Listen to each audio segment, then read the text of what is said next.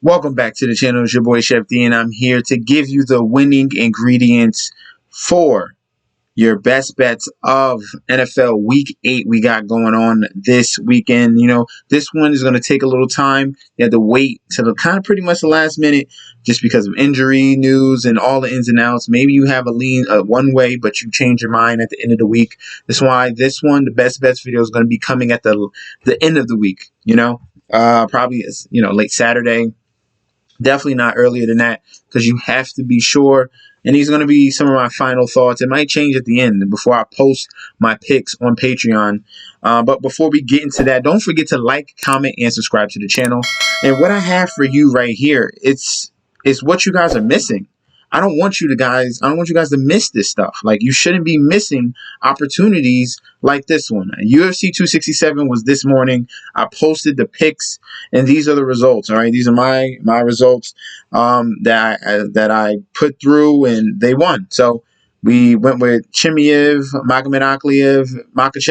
Some of these you might not know if you're not into UFC, but just look at the returns. All right, 186. We got another one, 226. This one was a 5-leg parlay. We got another one, 4-leg parlay for $73.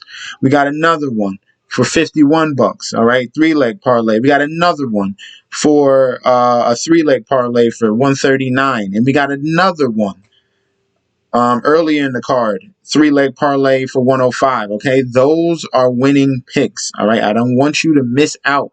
All right, the picks are right here in UFC bets. In the Patreon, all right? You guys got to sign up. You guys got to sign up. Got you the picture right here. Got the bets right there. The guaranteed guys. All these guys won, all right? Jan, Makhachev, Chimaev, Ankalaev, Petrovsky, Tagir. And then I give you some of the underdogs, all right? That last one at the bottom won. That was the last fight of the night. That one came through, all right? So, please sign up. The link will be down below if you want winning picks. The link will be down below for the Patreon. Now, let's get into this NFL Week 8 slate we got going on. The first game is going to be the Cincinnati Bengals and the New York Jets. A lot of the money is on the Bengals, obviously. This is a clear cut. See, this is how they throw you off.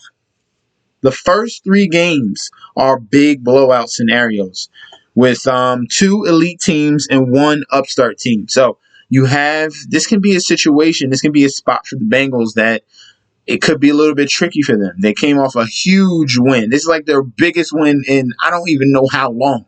This is like the biggest win ever for Cincinnati Bengals for a very, very long time. Big win over division rivals. Now they're coming to New Jersey against the Jets, and they're facing a backup quarterback. This can be a sneaky situation here. This can be a trap spot.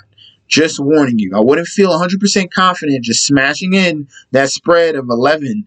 And it's not worth taking a money line. So this could be an avoid for you. Just a warning. If you're thinking about it, if you just break it down. Obviously, this backup quarterback for the Jets. No Corey Davis. There's a lot of things that the Bengals couldn't just like, you know what, we're thinking past this. We're thinking past it. We're not even going to – what's the reason why are we showing up? Because if I'm going to their – let's see this. Let's go into their schedule. So they face the Ravens. They beat the Ravens. They face the Jets. And then the week after, they have another – and this is a sandwich spot. This is a very dangerous sandwich spot that I want to warn people on. If I'm choosing anything, I'm taking the better value. I'm taking the plus 11.5. That's what I'm choosing. All right? Just as an option, all right? This is a sandwich spot right in the middle. You got 2 pieces of bread. You got Ravens, and then you got the ugly jam in the middle. That's the Jets. And then on the other side of the piece of bread, you got the Cleveland Browns.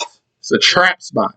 So we'll see if that comes to fruition. I think I broke that down pretty well. Let's continue on. The next game we got going on. This is the game you want to attack, all right? The Buffalo Bills going up against the Miami Dolphins. Turmoil in Miami. The defense is not coming through. They're looking for new quarterbacks. Tua is playing below the means, and they're looking for Deshaun Watson, just waiting for a trade. This is a spot where I'm willing to attack that minus 14 spread. Buffalo is a very strong home team, and they look to dominate an in-division rival. There's not much that the Dolphins can do. I see a lot of turnovers for Tua Tagovailoa. This is not a good spot for them. Buffalo Bills coming off a bye and 2 weeks ready and prepared. This line should be much, much higher. Next game we got going on. If I'm choosing the over, I would lean the over because I think the Bills continue to score. Maybe Dolphins get a few points here or there, but you could take the team total of the Bills and take that over as well. I think that's a good option. Next game, LA Rams against the Houston Texans. Davis Mills is starting yet again. LA Rams have been. Did they cover? Yeah, they've been covering their lines, but except for that, let's see that last game. Let's go double check this real quick. If you want to go to the stats, last week was the Detroit Lions. I want to say, yeah, they did not cover that one. The week before was the Giants. They covered that. So if we're just going to stats. And against the spread, they're 4-3 right now. I'm just thinking about it. You can bump that number down just a little bit. Say they cover the 2 touchdowns. I think they can do that. I don't think Houston Texans can put up a fight like the Detroit Lions have been, because Lions have shown consistency week in and week out to fight for at least, a close game. Texans, on the other hand, their whole team is giving up. You got a rookie quarterback back there, and you got Aaron Donald, Jalen Ramsey on the other side of the ball on defense. That does not spell well for them. Give me the spread, or if you want to take it down just a little bit, take it maybe to 10 points. Is the 9.5 was to be the lowest I'll go. Lowest I go on that in that matchup between the Rams and the Texans. The next matchup we're going to go to will be the Tennessee Titans and Indianapolis Colts. I've been riding this Colts wave ever since 2 games ago, and we're going to continue on the train. This can be sneaky. A lot of people want to choose and take the Tennessee Titans. A lot of money's on the Titans, plus 2.5. I think the Colts come through. They've beaten their last 2 opponents very well. I think the connection between Wentz and Frank Wright in that offense is clicking on all cylinders. They just have to focus on stopping the run. That's one of their strengths. They do struggle a little bit in the passing area, but this is a spot where I see a lot of Tennessee. They had 2 huge wins. Now, in division matchup, this is where the train stops.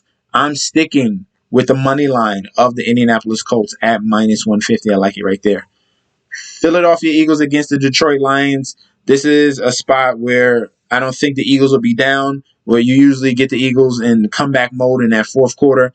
They should be able to play ahead, not saying, blowout, but they should be ahead, 3, maybe a touchdown, and cruise to a win against the Detroit Lions. Obviously, this can be an upset spot. Finally, an easier opponent for the Detroit Lions. If I'm choosing one or the other, I'm willing to take the plus 3.5. If I'm choosing, it's either I take the plus 3.5 or I think the Eagles just win outright. Okay. All right. Just for some safety. I think they're giving you a field goal. They're giving you the hook right there. 3.5. Lions can lose by 3 and you still win. I think those are great options right there. Next game between the Pittsburgh Steelers and the Cleveland Browns. Browns is questionable. Let's see. Hold on. Did we get an update on Baker Mayfield? Let's see. Type him in there. We got an update on this guy. Let's go to news. Mayfield was a full participant on Friday, and he's back. So we have the Browns pretty much at full health. Nick Chubb is back. That's going to be a positive for them as well. And I'm going to lean. With the Browns. I do not like how the Steelers have been playing. Obviously, they're going to be relying on just Deontay Johnson, Claypool, use a little more Fryer move, but I like the Browns at home, utilizing their run game. Nick Chubb should have a nice day. It's going to be a very ugly game. The under is an option in this one as well. Give me the Browns at minus 220 money line. I'm not confident enough to take the point line of the Browns, but the better value choices are right here. Plus 4.5 for Steelers. under, because it's going to be an ugly game, and the Browns just money line. If you wanted three choices on this game to pick and choose. All right, 49ers against the Chicago Bears. 49ers, they have better wide receivers. They don't have a rookie quarterback. Garoppolo should have an easier day here. It was unfortunate because the weather really affected that game between the Colts and the 49ers. This one shouldn't be as wet and rainy as it was last week. If I'm just choosing the better team, I'm gonna go with the 49ers. Elijah Mitchell should establish the run, get the ball to Brandon Ayuk and Debo Samuel, and I think they should not cruise to a win. But I don't think the Bears put up enough offense to outlast the 49ers in this game. That's what I'm gonna go with. All right. Next game will be the Carolina Panthers and the Atlanta Falcons. Atlanta Falcons have reeled off back-to-back wins with Matt Ryan. Now you got a little crisis mode. There's talk about Deshaun Watson going to Carolina, but they shushed that off. Question marks with Sam Darnold. And Sam Darnold usually, sometimes, he tends to answer the bell in these doubt moments. So I want to lean in the individual matchup. I want to lean with the +3 on the Panthers side. I think they have the better defense. They have more talent technically on the offensive side. Can Darnold put the ball in their hands? They got DJ Moore. They got Robbie Anderson. We're questionable on McCaffrey, but Chuba Hubbard is an okay backup.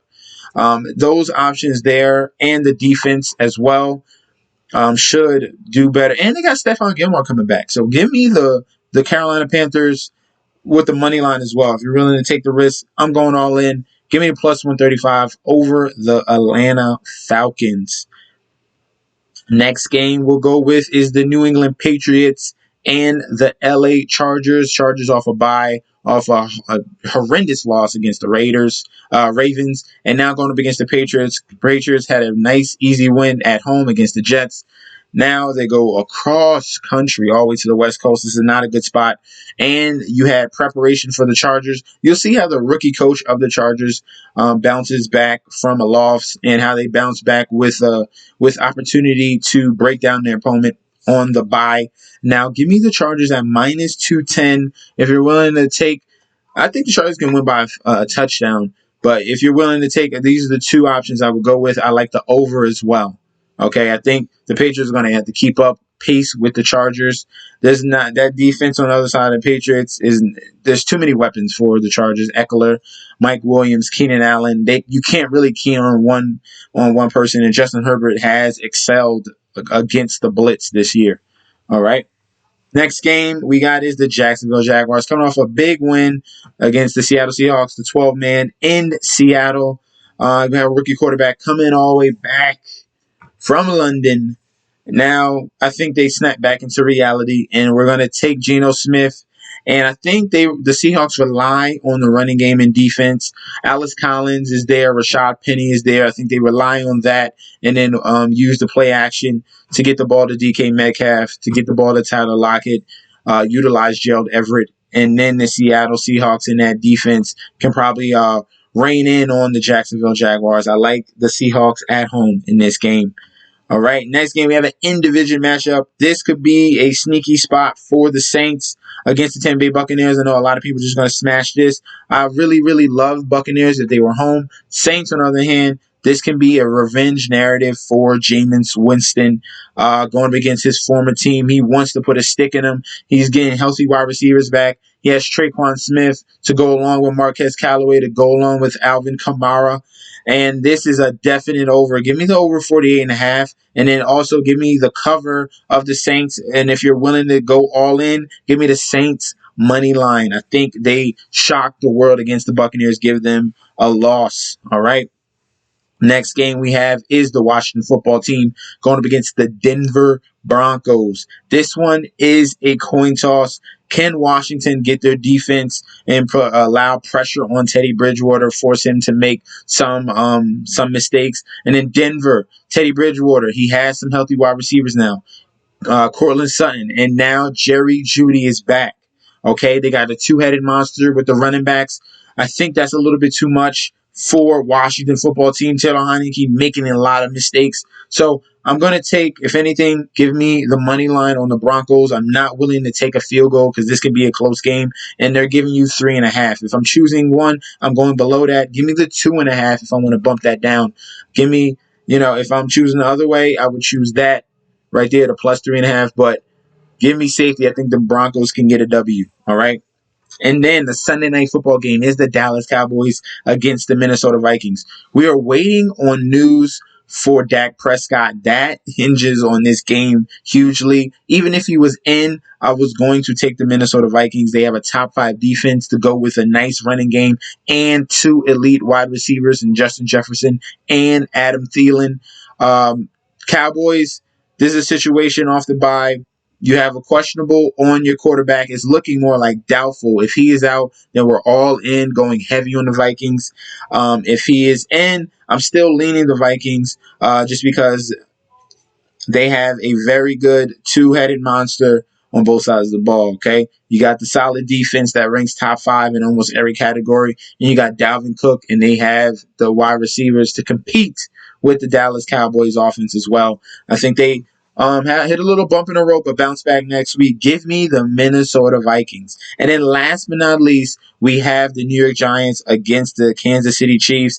This is a clear spot where a lot of people are going to take maybe I think they're going to take the point line of the New York Giants. They see that the Kansas City Chiefs are struggling at the beginning of the season. And if you're looking for a Super Bowl pick, this is the cheapest you're going to get the Chiefs. Okay, guys? Hop on it right now before the game starts. But give me the Chiefs in this game.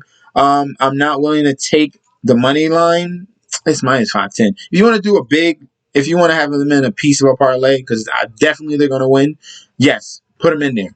But if you want value, I'm willing to take the minus 10. I think things can get clicking. I do not trust Daniel Jones and all the questionable wide receivers that they have on the New York Giants side.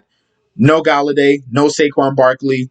Tony is questionable and Sterling Shepard is questionable. There's going to be a ton of backups for the Giants. So give me the full onslaught.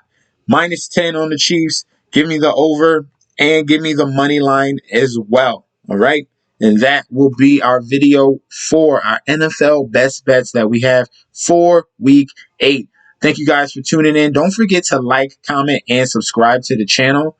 Also, sign up for that Patreon. Sign up for that Patreon. The link is down below. Do not miss these solid picks. I just destroyed UFC. Guys, don't miss out. Don't miss out, man. All right. Thank you guys for tuning in. Also, follow me on Instagram and Twitter at MessNetJSD. More testimonials on there. And I'll be back on another video soon. Peace out.